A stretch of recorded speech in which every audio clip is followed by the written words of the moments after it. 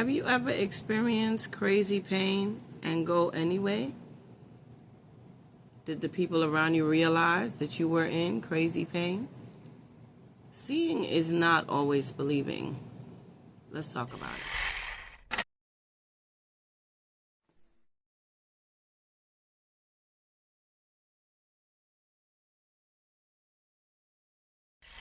Hey again, it's Princess from Giving Birth to a Dream, and today what I am talking about is seeing is not always believing, and this is mainly with autoimmune diseases. It is difficult because for years my eyes were swollen. I'll share pictures, and feet swollen, and I just kept going. I just kept on going. And sometimes I would feel horrible, and people go, "You look fine." And there's a lot of times we have children, and the children say, "Oh, I don't feel good."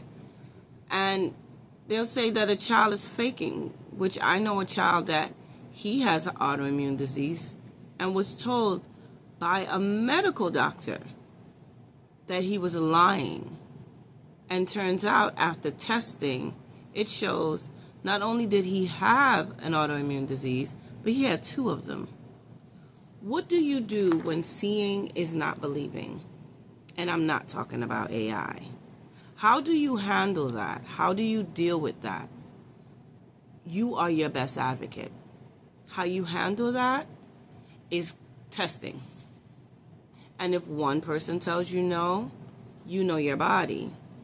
You know what you're feeling. You know what you're going through. Test again.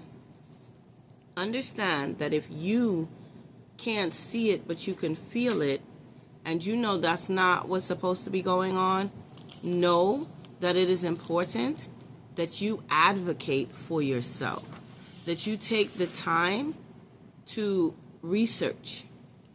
And please, Dr. Google will always make you think that you're dying. Don't just take Google's word for it. Google has to give you every possible scenario, but you have to go to a medical physician. After going to a medical physician and getting one result, it's okay to go to another one and get the result again, because they're human. Things happen. Autoimmune diseases does not always show up on the outside, but it sure enough shows up on the inside. When I was diagnosed, the only reason that my rheumatologist was able to catch what I was actually going through is because she was a specialist in that area, and she knew certain things to look for. So she was able to look at my hands and see that what was going on with my hands wasn't eczema. I was diagnosed with eczema years prior. Never told that that's called mechanic's hands. But having a good rheumatologist, I was able to be properly diagnosed, and then she was able to put in for the proper blood work. Realize, plain blood work does not always show up every single thing that's going on. There are some extra things that when this doesn't show up right or this doesn't look right, then they put in for extra blood work. Realize every blood test costs money. So they're not going to test you for things that they don't even think that's in your, in your space. They're not going to do that. That's the purpose of the 100,000 questions you get asked, so that they know, well, if this is the case, let me look at this.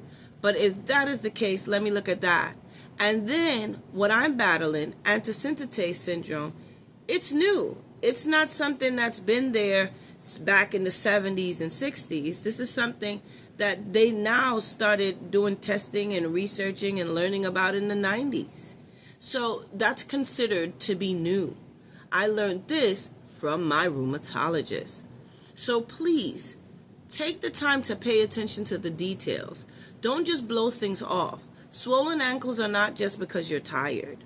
Swollen eye does not always mean I didn't get enough sleep, especially if it's going on for months. Mine was happening for months. And I didn't get diagnosed. And I saw a doctor that just said there's inflammation. Didn't give me any information.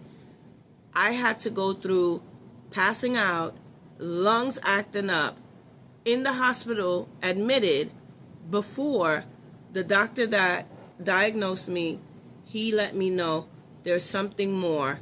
We have to test a little bit more. He let me know that I have autoimmune disease, and it was between a few different things. Scared me a lot, but at the same time, we were now able to see that there was something more than what has been said in the past. And with interstitial lung disease, the sooner you're able to diagnose that, the better, so that it can be treated. I didn't understand how sometimes I'd be fine and then sometimes I would be so winded. These are things that you pay attention to. Now, I'm going to read a few things that happens to the body that I would like you to pay attention to. Chronic fatigue, unexplainable pain, brain fog, inflammation, swollen areas. Sometimes your wrist is swollen. Don't just blow that off. It's okay to check. Flare-ups, change in mood abruptly. Also pay attention to when you have nosebleeds. If you're blowing your nose and bleeding out of nowhere and there is no sign of anything, maybe, some people already have allergies and things of that nature, so maybe that might be common to you. If that's not a common thing to you, ask questions. I would sneeze and just a whole bunch of blood would come out, and we didn't understand what it is, and before we could get worried, it stopped. So we left it alone. Years later, now 2022, I'm being told, oh, it's an autoimmune disease, and this is not new. It's been there for a while. Yeah. It takes time to diagnose. So that's why when things start happening with you, pay attention. And the next thing with pay attention, we can't be so busy minding everybody else's business that we forget to mind ours.